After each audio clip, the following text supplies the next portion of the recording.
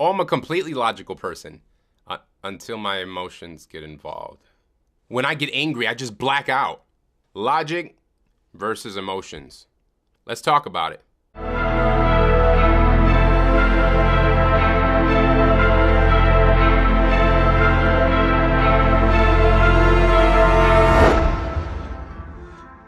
Today's episode of Therapy Thursdays, we will be discussing the topic of logic versus emotions. This one is heavy. I think people understand the reality of their logic and emotions. The biggest thing is that they are pretty much opposites. Emotions are not rooted in logic. We have this dichotomy as humans. We have this dichotomy as humans that we have this logical portion where we've put a man on the moon and send rockets in the air and put satellites in the sky and look at all the great things of technology. The fact that I'm recording on a camera right now, you're watching it on YouTube via the internet, like all the things we've done and make logical decisions about getting a job, buying a car, getting a house. Like these are all logical things. But there's a very real side of us as well, and it is our emotions. Our emotions are alive and well. Our emotions are alive and well, and we know it. We get sad, we get happy, we get angry, we get envious and jealous, and a wide array of emotions that we can experience. But the problem is really when it comes to decision making. So if you were to ask yourself, when it comes to making a decision, would you prefer it to be based on logic or emotions? You already know the answer. The answer is logic. However, how often do we make truly logical decisions? It's extremely difficult, if not maybe impossible, to truly separate the logic from the emotion, which isn't necessarily a bad thing. Our emotions make us human. If we were all just logical beings that just made logical decisions all the time, we'd be robots. This reminds me of a scene of I, Robot when the robot went to save Will Smith or the girl, and the robot calculated that Will Smith had a higher probability of surviving than the little girl, and that's why he saved him. But Will Smith was pissed off because he would prefer to save the little girl who's got a life to live, a long life ahead of her of decisions to make and experiences to live. So Will Smith's decision in that scene was based off of emotion. He saw that this girl was small. His heart went out to her. He probably had sympathy and empathy on her. He's like, hey, I don't care about my life. I've already done what I need to do. This little girl has a life ahead of her that she needs to live. Give her life. Give her the chance to live. But yet the robot was completely logical. Nope, you're looking at all these patterns and things, and he made the logical decision that Will Smith needed to be saved. We would be robots, and we would not have a great society. Not to say we wouldn't have a great society, but it would just be different. Like having emotions just, again, it's part of the human experience. I think I mentioned that a lot on this show, is that the human experience is great, man. Like being a human is awesome. I don't want to be a robot. I don't want to be cold and heartless. Like I like having emotions. I like being happy, being sad sometimes. I don't like being sad, but the fact that I can experience life, ups and downs, like because of emotions, life isn't stagnant. I would hate to be stagnant because life would be boring. But when it comes to decision making, man, like our emotions can cloud our judgment.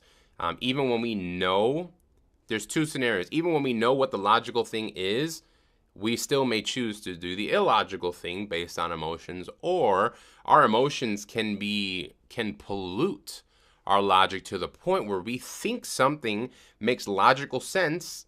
We make that decision, and as soon as it's done, we realize, crap, what the hell did I just do? And I say that from personal experience because there was a time where my emotions were crazy high and taking over me, and I was making what I thought were logical decisions, and literally the moment that I did something, I'm like, what the hell just happened? What did I just do? But right before I made the decision, it made perfect sense in my mind. Like, yeah, this is just a logical decision, but my emotions clouded my judgment and my logic, and it was crazy. I do not miss those days. And again, what it was is that I had unresolved issues, unresolved emotions, and they were coming out to the point where it was just too much for me to handle. So over 3 years of therapy, I got those emotions out, and now I have healthy emotions. My emotions aren't gone. I'm not a robot. I'm not a machine, but they are healthy, and they are kept in check by my logic. I allow myself to feel, but if it's to the point where my emotions are getting crazy or I'm making illogical decisions, my logic can kick in and say, you're being emotional right now, which is okay. Allow yourself to be emotional, allow yourself to be human, but do not make decisions in this moment. That's it. Like that is truly when your logic is in charge. Again, it's not getting rid of emotions, it's keeping them in check according to your logic. And that's what we need. To me, that's healthy. That's a healthy behavior, is when you can think clearly in the midst of an emotional situation.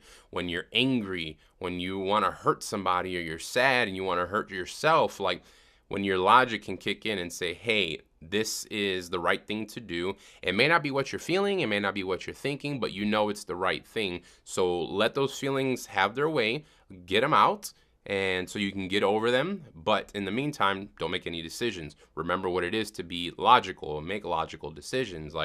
And it's hard. I'm not going to sit here and say, oh, this was easy. It took me almost 3 years to get my emotions under control.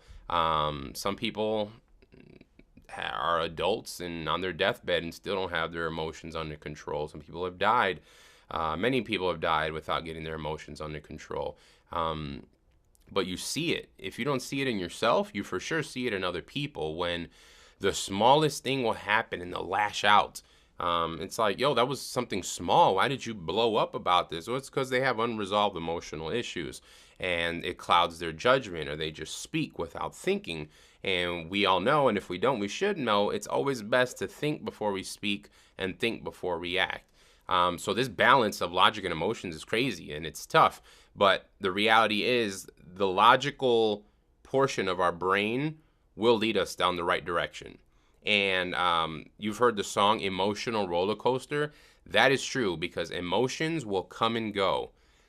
Emotions should not be depended on, because that emotion one day will make you feel great, the next day feel down. Even within the same day, you can experience a wave of different emotions. They're not trustworthy. They're great to have, and they should be utilized, but it shouldn't be your primary source for decision making. Logic should be your primary source for decision making. And then being emotional is part of the human, again, experience. So enjoy your emotions, use them, let them be free and alive and well. But if they start to overtake you, you got to put them in check, because if you don't, they will run rampant, and emotions aren't based on logic. So if you make decisions based off of emotions, you're going to make some bad decisions that you might regret. So work on that balance. Definitely go with the logical side. Emotional side is great. It helps us to become humans. Sometimes we make decisions based off of empathy and sympathy and emotions that aren't always matched up with logical. Sometimes the emotional decision can be the right choice. It depends on each situation and the circumstances surrounding it. But emotions are great. Just don't let them control you. Logic over everything. If you have any experiences with emotions versus logic, anything you want to share, please comment on the video below. Leave your comments. Let's start up a dialogue. It'd be great to talk about this. As always, please follow me on all my social media, Twitter, Facebook, Instagram, Snapchat at Positive Marcus, or you can follow me on my website at sharethepositivity.com. Please sign up for my mailing list so you guys can keep in tune with what's going on in the movement.